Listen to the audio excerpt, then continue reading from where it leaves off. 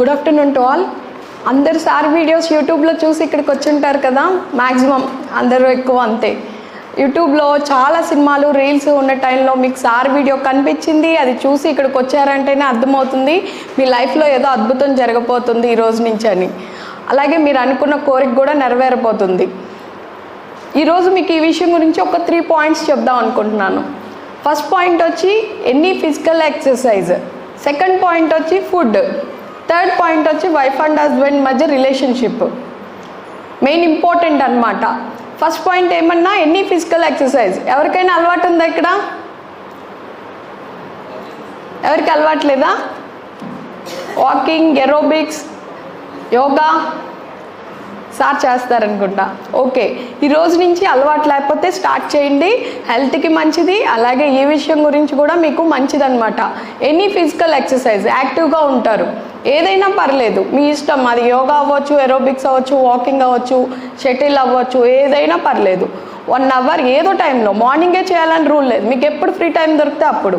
అలా అని చెప్పి లేడీస్ అందరూ వాళ్ళ ఫ్రెండ్స్తో, జెంట్స్ వాళ్ళ ఫ్రెండ్స్తో చేయడం కాదు. మ్యాక్సిమం ఏం చేస్తారంటే జెంట్స్ ఎక్సర్సైజ్ అనగానే ఫ్రెండ్స్తో జిమ్కో లేకపోతే షటిల్ కోర్ట్కో వెళ్ళిపోతారు. లేడీస్ ఏం చేస్తారు, ఫ్లాట్స్లో ఫ్రెండ్స్తో, పక్కన ఉన్న ఫ్రెండ్స్తో తిరుగుతుంటారు. వాకింగ్ అని అక్కడ కౌర్లు చెప్పుకుంటూ తిరుగుతారు. ఇలా కాదు, మీరిద్దరూ కలిసి చేయాలి. వైఫ్ అండ్ హస్బెండ్ ఇద్దరూ కలిసి కౌర్లు చెప్పుకుంటూ చేయాలి. స్టార్ట్ చేస్తారా?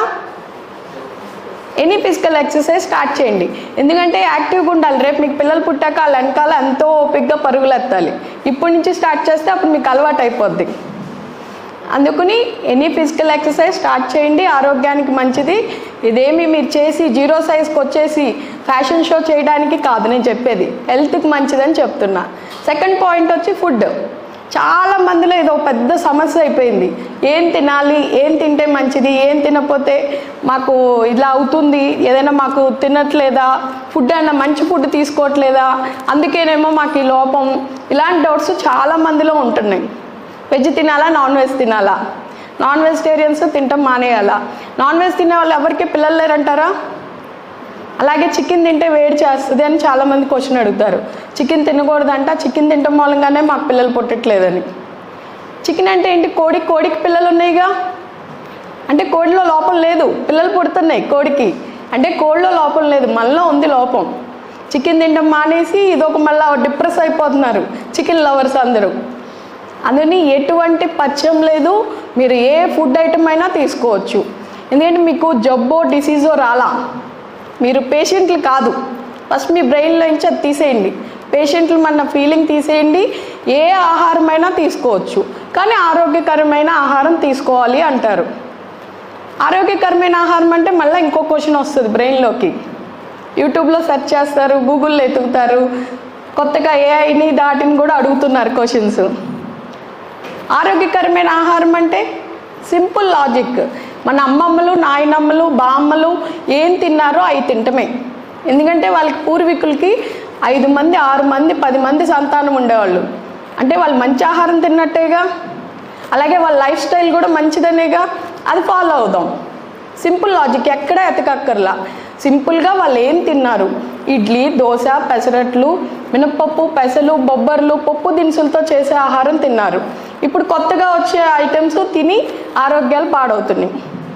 ఆల్రెడీ ఎలాగో అన్నీ పొల్యూట్ అయిపోయినాయి. బయట కూరగాయలు, ఫుడ్ ఐటమ్స్ అన్నీ పొల్యూట్ అయినాయి. మనం ఇంకొంచెం పొల్యూట్ చేస్తున్నాం. పానీపూరి, చాట్ బండి దగ్గరికి వెళ్ళి పానీపూరి, మంచూరియా, నూడిల్స్, పిజ్జా ఇలాంటివి ఇష్టపడతాం.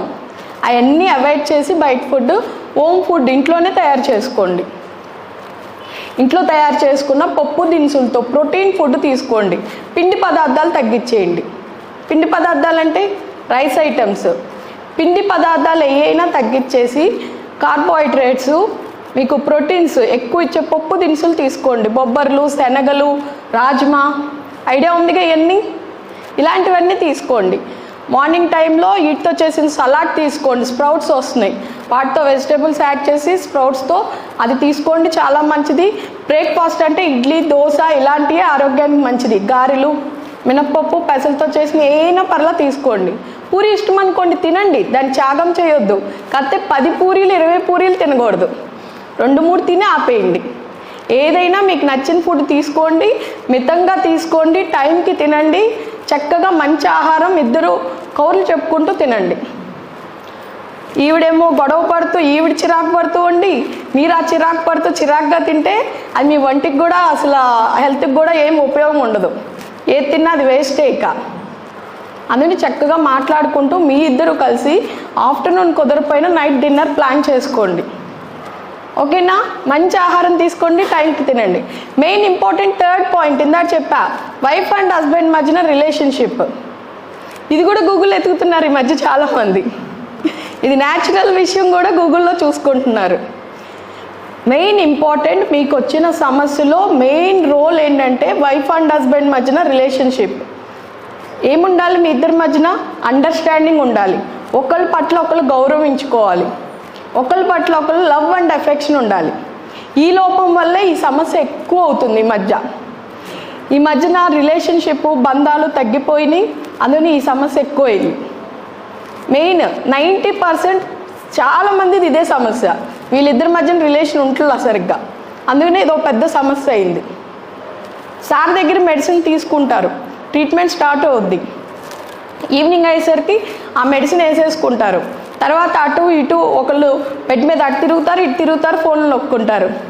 మేము సార్ ఇచ్చిన మెడిసిన్ వాడేసాం, ట్రీట్మెంట్ తీసుకుంటున్నాం, మా పిల్లలు పుట్టట్లేదు అంటారు. ఎలా పుడతారు? మెడిసిన్ వేసుకుంటే పుడతారా? మెడిసిన్ యూజ్ చేయాలి, మీరు టైంకి కలవాలి.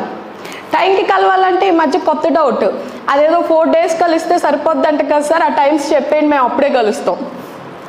ఇది న్యాచురల్ అంటారా? ఆ టైం సరే, ఆ 4 days ఏ డేట్లో మేము చెప్తాం. ఆ 4 daysలోనే మీకు ఏయో గొడవలు వస్తాయి, లేకపోతే ఇంకేదో సమస్య వస్తుంది, కలవరు. అప్పుడు మూడు రాదు, కలవరు, గొడవ అవుతుంది. ఆ ఎగ్ వస్తుంది, వెళ్ళిపోద్ది. ఎగ్ వచ్చిందంటారు, పగిలిందంటారు, రప్చర్ అంటారు, వెళ్ళిపోయిందంటారు. అయిపోయింది. ఆ నెలకి ప్రెగ్నెన్సీ పోయినట్టే, ఇంకా రాదు. మళ్ళీ డిప్రెషన్ స్టార్ట్ అవుద్ది. అందుకని మెయిన్ మ్యాక్సిమం మీ ఇద్దరి మధ్యన రిలేషన్ కరెక్ట్గా ఉండాలి. గొడవలు అనేవి తగ్గించుకోవాలి. కాకపోతే వైఫ్ అండ్ హస్బెండ్ మధ్యన గొడవలు రావా అని మీకు డౌట్ రావచ్చు. గొడవలు వస్తేనే వాళ్ళు కరెక్ట్ వైఫ్ అండ్ హస్బెండ్. గొడవ రాకపోతేనే డౌట్ వస్తుంది, వీళ్ళు నిజంగా భార్య భర్తనా అని.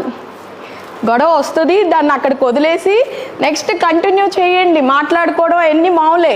గొడవ వచ్చిందని నెక్స్ట్ రోజు మార్నింగ్ ఉప్మాలో ఉప్పు ఎక్కువ వేసి కాఫీలో పేస్ట్ కలిపేసి రివెంజ్ తీర్చుకోవద్దు. ఓకేనా? అర్థమవుతుందిగా? మెయిన్ ఇంపార్టెంట్ మీ ఇద్దరి మధ్యన రిలేషన్షిప్ అనేది చాలా బాగుండాలి. ఇద్దరి మధ్యన అండర్స్టాండింగ్ అనేది ఇంపార్టెంట్. దీని గురించి మనం ఒక చిన్న స్టోరీ చెప్పుకుందాం. సార్ వచ్చేలోపు వైఫ్ అండ్ హస్బెండ్ ఇద్దరు ఇంట్లో, వైఫ్ ఏమో కిచెన్లో మంచి బిజీలో ఉంటుంది, వంట పని, ఓ పక్కన పిల్లలు అల్లరి. ఈ చిరాకులో ఉన్న టైంలో హస్బెండ్ సాయంత్రం ఆఫీస్ నుంచి వస్తాడు. ఆయన ఇంకా ఏదో సమస్యలో చాలా చిరాకుగా కోపంగా వస్తాడు. వచ్చి ఇంట్లో కూర్చోగానే ఈవిడ కిచెన్లో నుంచి ఆయన వచ్చాడని వస్తుంది. ఈడు మొహం ఎప్పుడు ఇంతే, ఎప్పుడు చిరాకుగానే ఇంటికి వస్తాడు. ఇంకెప్పుడు ఇంతే నా జీవితం అని తిట్టుకుంటూ అరుస్తుంది. ఏమైందంటే ఆయన చెప్పడం, ఆ చిరాకులో ఇంకొంచెం గట్టిగా అరుస్తుంది, నువ్వు ఎప్పుడు ఇంతేనా నా బతుకు చిచ్చి అంటది. అక్కడ ఆడుకుంటున్న పిల్లలకు కూడా భయం వేసి గదిలోకి వెళ్ళిపోతారు. వీళ్ళు గొడవ చూసి అలా భయం వేస్తుంది, గదిలోకి వెళ్ళి దాక్కుంటారు. వీళ్ళిద్దరు చాలా ఆర్గ్యూ పెద్దదవుద్ది. తర్వాత ప్లేట్లు గాల్లోకి లెగుస్తాయి, కర్రలు అన్నీ పెద్ద పెద్ద శబ్దాలు వస్తాయి, పెద్ద గొడవ అవుతుంది. ఎవరి గదిలోకి వాళ్ళు వెళ్ళి పడుకుంటారు. ఇదే సిచ్యువేషన్ మీకు వస్తే ఏం చేస్తారు? మీ హస్బెండ్ చాలా చిరాకుగా ఇంటికి వచ్చారు, మీరు మంచి చిరాకులో బిజీలో ఉన్నారు, ఏం చేస్తారు? అరే నేను ఆన్సర్ చెప్తారా? ఈ సిచ్యువేషన్ మీకు వస్తే అని చెప్తారా మేడం? నో ఆన్సరా? ఒకవేళ ఇదే సిచ్యువేషన్ ఇంకోలా చూద్దాం. వాళ్ళ హస్బెండ్ వచ్చాక ఆవిడ అలా ఏమైంది ఏమైంది అని చెప్పి చంద్రముఖిలాగా అడగకుండా ఆయన అలా వదిలిపడేస్తే బెటర్. ఏ గొడవ లేదు. ఎందుకంటే ఆ చిరాకులో ఉన్న మనిషి ఎవరు చెప్పరు. అప్పుడు ఆయన అలా వదిలేసి ప్రశాంతంగా ఆయన మానాన్ని ఆయన వదిలేసి ఈవిడ పని చేసుకుంటూ పిల్లల్ని హోంవర్క్ చేసుకోండి అని రూమ్లోకి పంపిస్తే సరిపోద్ది. ఆయన కొంచెంసేపటికి రూమ్లోకి వెళ్తాడు, 1 hour 2 hours లేదా 3 hours ఎప్పటికైనా బయటకు వస్తాడుగా కొన్ని అవర్స్ తర్వాత. అప్పుడు ఈవిడ మంచి కాఫీ కలిపి తీసుకెళ్ళి ఇచ్చి, ఏంటి ఏమైంది అలా డల్గా ఉన్నారు అని అడగొచ్చు. అడిగితే అప్పుడు ఆయన చెప్తాడు, నాకు ఆఫీస్లో ప్రమోషన్ రావాలి కానీ మిస్ అయింది, వేరే వాళ్ళకి ఇచ్చారు అని చెప్తాడు. అందుకు డల్గా ఉన్నాడు ఆయన. అప్పుడు వాళ్ళ వైఫ్, తొక్కలోది నీకు వచ్చేది ఏంటో, నీ మొహానికి అంత సీల్ లేదు అంటుంది. అది మళ్ళీ గొడవ వద్దిగా. అలా కాకుండా వాళ్ళ వైఫ్, మీకెందుకు రాదండి, మీకే వస్తుంది, ఇప్పుడు కాకపోతే ఇంకోసారి వస్తుంది, పర్లేదు నెక్స్ట్ టైం వస్తుంది, మీకు ఇస్తారు ఖచ్చితంగా, మీరు డల్ అవ్వకండి, హ్యాపీగా ఉండండి అని చెప్తుంది. అప్పుడు హ్యాపీ కదా. వాళ్ళ హస్బెండ్కి అక్కడ ప్రమోషన్ మిస్ అయినా ఇక్కడ వాళ్ళ భార్య దృష్టిలో మంచి ప్రమోషన్ వచ్చినట్టే. ఒక్క వర్డ్లో ఎంత చేంజ్ అయిందో చూసారా? ఒక్క లైన్, ఒక్క మాటలో మొత్తం మారిపోయింది సిచ్యువేషన్. ఇందాక ఎలా ఉంది, ఇప్పుడు ఎలా ఉంది. ఇప్పుడు చక్కగా అలా ఆయన మంచిగా ఆనందపడి పిల్లల్ని ఆవిడ్ని చక్కగా రెస్టారెంట్కో పార్క్కో సినిమాకో వెళ్తారు. ఇందాడిది బాగుందా, ఇది బాగుందా? అందరికీ ఇదే నచ్చుద్దిగా. అందుకని చిన్న సిచ్యువేషన్, అందరికీ ఎదురయ్యే సమస్యలు ఒకటే ఉంటాయి, మనం హ్యాండిల్ చేసేదాన్ని బట్టి ఉంటుంది. గొడవ పెంచుకోవడమా తగ్గించుకోవడమా, సమస్యను క్లియర్ చేసుకోవడం ఇద్దరి చేతుల్లో ఉంటుంది. ఎవరో వచ్చి ఏది మార్చరు, మీ చేతుల్లోనే ఉంది సమస్య, మీరే మార్చుకోవచ్చు. అందుకని మీ ఇద్దరి మధ్యన అండర్స్టాండింగ్ ఉండాలి, అలాగే లవ్ అండ్ అఫెక్షన్ ఉండాలి. అప్పుడు ఏ గొడవ రాదు. ఇందాక జరిగిన గొడవలో పిల్లలు ఈ గొడవలు చూస్తే ఫ్యూచర్లో వీళ్ళు కూడా వాళ్ళ పెళ్ళైన పార్ట్నర్స్తో అలాగే బిహేవ్ చేస్తారు, సేమ్ బిహేవియర్. ఇప్పుడు వీళ్ళ పేరెంట్స్ని ఇలా చూసారు కాబట్టి వాళ్ళ ఫ్యూచర్లో వాళ్ళు కూడా చాలా మంచిగా ఉంటారు. ఓకేనా? అందుకని మీకు ఇది చెప్పాను నేను. ఈరోజు నుంచి అందరూ పెళ్ళైన కొత్తలా మారిపోతారుగా. వైఫ్కి ఐ లవ్ యూ చెప్తారా రేపు మార్నింగ్? గుడ్ మార్నింగ్ బదులు చెప్పరనుకుంటా. అసలు ఎవరు యాక్టివ్గా తల ఊపట్ల, కష్టమా? చెప్తారుగా? చెప్పరు. ఈ మధ్యన ఎందుకు ఇంతలా మారిపోతున్నారు అంటే కారణం పెద్ద మహమ్మారి వచ్చింది మన మధ్యలోకి. అదేంటో అందరికీ తెలుసు. ఏంటిది? అందరికీ తెలుసు కానీ పాటించాం. స్మార్ట్ ఫోన్స్ వచ్చినాక మాట్లాడుకోవడం తగ్గిపోయినాయి. పిల్లలైనా పెద్దలైనా ఎవరైనా సరే మాట్లాడుకోవటం లేదు, ఫోన్స్ ఎక్కువ చూసుకుంటున్నారు. దాంతో ఎవరి మధ్యన రిలేషన్ కరెక్ట్గా ఉండలేదు. దాంతో ఈ సమస్య ఎక్కువైంది. అందుకని సాయంత్రం పూట ఫోన్స్ ఆపేసి ఇంటికి వచ్చినాక చక్కగా ఇద్దరు డిన్నర్ కలిసి చేసి మ్యాక్సిమం ఎర్లీగా డిన్నర్ కంప్లీట్ చేసుకోండి. లేట్గా వచ్చే వాళ్ళు అంటే కొంచెం కష్టం, తొందరగా వచ్చేవాళ్ళు మ్యాక్సిమం తొందరగా కంప్లీట్ చేసుకుని చక్కగా కౌరులు చెప్పుకుంటూ మంచిగా హ్యాపీగా ఎంజాయ్ చేయండి. పెళ్ళైన కొత్తలో లాగా ఉంటారుగా. సరే, మీ హస్బెండ్లు చెప్పరు, పోనీ మీరే చెప్పండి, మీరే డబుల్ ప్రేమని ఇవ్వండి. మనం బాగా ప్రేమిస్తే ఏమొస్తుంది తిరిగి మనకి? మా అయితే తిరిగి ప్రేమిస్తారు అంతేగా. అందుకని మీరు స్టార్ట్ చేయండి. పోనీ వాళ్ళందరూ డల్గా ఉన్నారు, అసలు యాక్టివ్గా ఎవ్వరు చెప్పట్లా. ఇక్కడ ఉన్న వాళ్ళందరూ యూత్లానే ఉన్నారు కానీ డల్గా ఉన్నారు. అందుకని రేపటి నుంచి అందరూ లవ్ అండ్ అఫెక్షన్, చక్కగా అండర్స్టాండింగ్ మెయిన్ ఇంపార్టెంట్. చిన్న చిన్న చేంజెసే చెప్పా, ట్రై చేయండి. రేపటి నుంచి అందరూ హ్యాపీగా ఉంటారు. పాజిటివ్గా థింక్ చేయండి, మంచిగా పాజిటివ్ రిజల్ట్ చూస్తారు. అందరూ అతి త్వరలో అమ్మా నాన్న అవ్వాలని కోరుకుంటున్నా. Thank you. అందరికీ నమస్కారం అండి. మీ అందరూ కూడా చాలా దూరాల నుంచి వచ్చారు. తిని తినక బస్సులు ఎక్కి, ట్రైన్లు ఎక్కి, ఆటోలు ఎక్కి ఇక్కడ వరకే చేరుకున్నారు. మరి ఇక్కడ పొద్దున వస్తే సాయంత్రం వరకు కాస్త లేట్ అవుతూ ఉంటుంది. మరి భోజనానికి ఇబ్బంది అవ్వకుండా ఉండాలని ఈ ప్రపంచంలో ఎక్కడ లేని ఒక కొత్త నిర్ణయాన్ని మన మేడం గారు తీసుకున్నారు. మీరు ఎక్కడన్నా భోజనం పెట్టే సంస్కృతి చూసారా? ఓపీ పేషెంట్లకి ప్రైవేట్ హాస్పిటల్లో అసలు సమస్య లేదు, గవర్నమెంట్ హాస్పిటల్లో కూడా పద్ధతి లేదు, ఎక్కడా లేదు. కోట్ల కొద్దీ హాస్పిటల్ రన్ చేసే హాస్పిటల్లో కూడా ఉచితంగా భోజనం పెట్టడం మధ్యాహ్నం పూట లేదు. మధ్యాహ్నం స్కూల్ పిల్లలకి భోజనం పెడతారు గవర్నమెంట్లో, అంతే. అలా మళ్ళీ ఇవాళ ఇక్కడ చూస్తున్నారు మీరు. ఇక్కడ విషయం ఏంటంటే ఇది ఎందుకు పెడుతున్నామంటే ఇది కూడా మీరు ఇబ్బంది పడకూడదు అనేది ఒకటి. ఊరు కాని ఊరిలో ఆ హోటల్లో వెతుక్కుంటూ దారులు తప్పిపోవడము, వర్షాలు వస్తే తడిసిపోవడం జరగకూడదు అనేది ఒకటి. రెండోది, మీరు గుళ్ళకి, చర్చిలకి, మసీదులకి వెళ్ళినప్పుడు పిల్లల కోసం అక్కడ ప్రసాదం పెడతారు. అలాంటి ప్రసాదం ఇక్కడ కూడా దొరకాలనేది ఒకటి. My boss is God. నేను ఎప్పుడో చెప్పాను మీకు.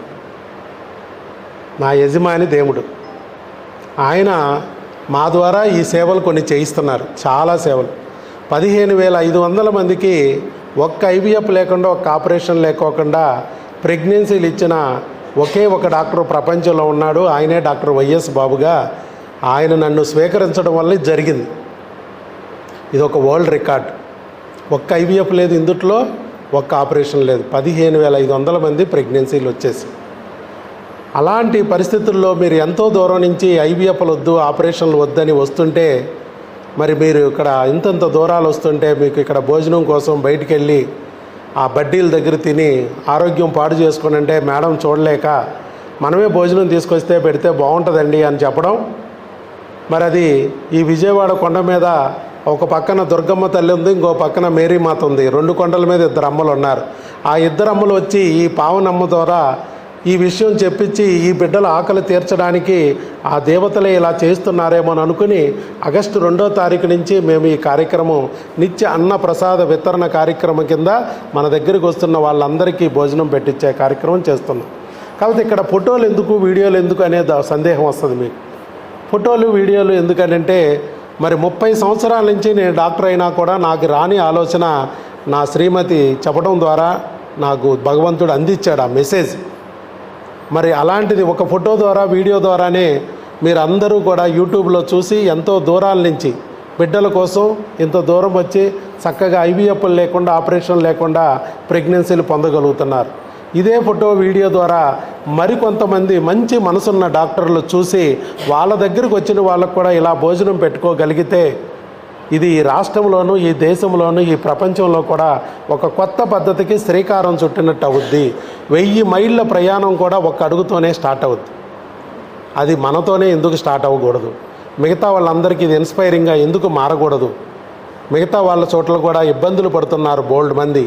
వాళ్ళు ఇబ్బందులు పడుకోకుండా ఆ డాక్టర్లు, మంచి మనసున్న డాక్టర్లు ఇలా స్టార్ట్ చేస్తే చాలా బాగుంటుంది కదా అనే ఆలోచనతో మేము ఈ ఫోటోలు, వీడియోలు తీస్తున్నాం. అందుకని మీరు ఎవ్వరూ కూడా అన్యదా భావించొద్దని మనం. ఇక తర్వాత మీరు ఈ ఆహారాన్ని నేను ముందే చెప్పాను, ప్రసాదం అన్నాను. ఎందుకు ఇది ప్రసాదం అవుతుందంటే మీరు ఎప్పుడైనా చూడండి, పులిహార మీ ఇంట్లో ఉంటే పులిహారను పులిహారలాగా తీసుకుంటే అది వట్టి పులిహారే. అదే దాన్ని దేవుడి ముందు పెట్టి కాస్త మంత్రాలు చదివి ఆ మంత్రజలాన్ని జల్లితే అది ప్రసాదం అయింది.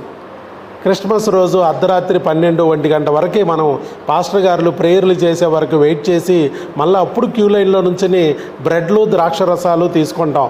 ఏ బ్రెడ్ మన ఇంట్లో లేదా, ద్రాక్ష రసం రోడ్డు మీద దొరకదా? కానీ అలా కాదు, దానికి దైవ శక్తి యాడ్ అవుద్ది. ముస్లింలు కూడా హలాల్ చేస్తారు ఆహారాన్ని. ఇక్కడ కూడా అంతే. మీరు తీసుకునేటప్పుడు సరైన ఆహారం తీసుకుంటేనే సరైన ధాతు పుష్టి, వీర్య వృద్ధి, అండాల క్వాలిటీ పెరుగుద్ది. తద్వారా మీ ప్రెగ్నెన్సీ త్వరగా వస్తుంది అని మనం చెప్తున్నాం. అందుకోసమే మేమేం చేస్తున్నాం, మీకు ఇది ఆహారం అనే దాన్ని ఒక ప్రసాదంగా స్వీకరించుకునే దానికి ట్రైన్ చేస్తున్నాం. ఇక్కడ కూడా మీకు మంచి మనసుతో ఒక తల్లి ఎలాగైతే ఆలోచిస్తుందో నా బిడ్డ బాగుండాలి, భవిష్యత్తు బాగుండాలి, ఎదగాలి అనే అమ్మ ఎలాగైతే మనస్ఫూర్తిగా కోరుకుని ప్రేమతో ఉండిద్దో అలాగే పుణ్య దంపతులు మీకు బిడ్డలు పుట్టాలి, మీకు అనుకున్న కోరికలు నెరవేరాలని ఇంటి దగ్గర హోమ్ ఫుడ్ లాగా తయారు చేయిస్తున్నాం వారి ద్వారా. అలాగే మీరు కూడా మంచి మనసుతో ఈ ఆహారం అనేది నాకు ప్రసాదంలాగా పనిచేసి నేను వెంకటేశ్వర స్వామిని నమ్మాను, ఇది వెంకన్న ప్రసాదం, నేను యేసుప్రభుని నమ్మాను, ఇది యేసయ్య ప్రసాదం, నేను అల్లాని నమ్మాను, ఇది అల్లా ప్రసాదం అన్నట్టుగా మీరు భావించి స్వీకరిస్తే నిజంగానే మిరకిల్స్ జరుగుతాయి. ఈ ఆహారానికి అంత పవర్ ఉంది. మీరింటి దగ్గర కూడా మీ భార్య చేసినా, ఎవరు చేసినా, మీ అమ్మ చేసిన ఆహారాన్ని వాళ్ళ మంచి మనసుతో వండుతూ ఉన్న ఆహారాన్ని మీరు కూడా మంచి మనసుతో స్వీకరించండి. అలాగే మంచి చేతుల ద్వారా కూడా ఈ ఆహారం అందాలి అనే ఉద్దేశంతో మేము చాలా వరకు సేవా కార్యక్రమాలు చేస్తూ సంఘంలో మంచి పేరున్న వారి ద్వారా అందిస్తున్నాం. ఒక్కొక్కసారి మేము కూడా అందిస్తున్నాం. ఆ అదృష్టం మాకు కూడా వస్తుంది.